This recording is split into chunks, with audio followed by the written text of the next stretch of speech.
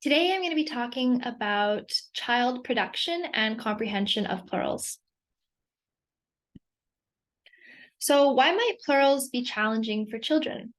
As English speakers, as native speakers, we take a lot of the complexities of plurals for granted. We might just think adding an S to the end of the word is all it takes to make something plural, but in reality, there's a lot more going on. The plural markers can surface as s, as in cats, z as in dogs, or uz as in buses or glasses, etc. Something to consider. So in addition to those markers that I mentioned before, children have to learn to differentiate between words that end in S, such as physics, that's not a plural word, as well as possessive nouns that end in S, such as Michelle's soup, that's also not a plural. So if we were to tell children a rule such as if you add an S to the end of the word, it becomes plural, this could be very confusing and misleading to them. It's a complex function. There's a lot going on. There's a lot of elements to learn. Well, just a reminder, I'm going to be showing some timelines in the next couple slides, and I just wanted to say that there's not one correct age where all children should be comprehending or producing plurals. The timelines are just a general trend, and each child has their own developmental speed and trajectory. So for production, at the age of 1 to 1.5 years, plural markers begin to appear in child speech, which is right around the time when they are producing their first words. So it's occurring quite early. Then we see overregularization, which is when a child overapplies a rule to words it should not apply to. This is super common amongst kids. For example, saying that the plural form of goose is gooses when it should be geese.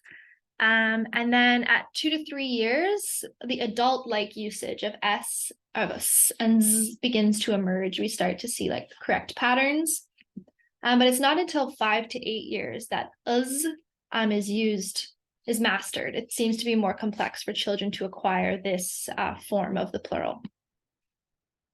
Did you know children are able to pluralize words that they've never heard before?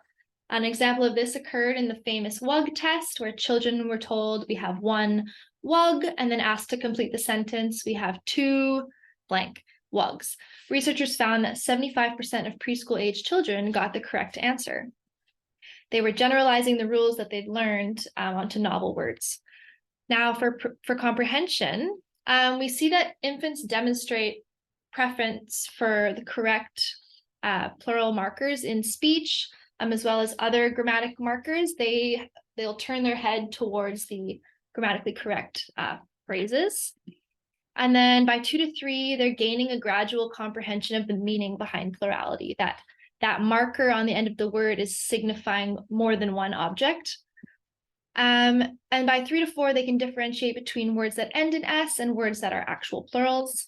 Then by 5 to 8 years, we see a full comprehension of the meaning of plurality and the differences between forms. So my first recommendation for parents is to incorporate the use of visuals when teaching plurals.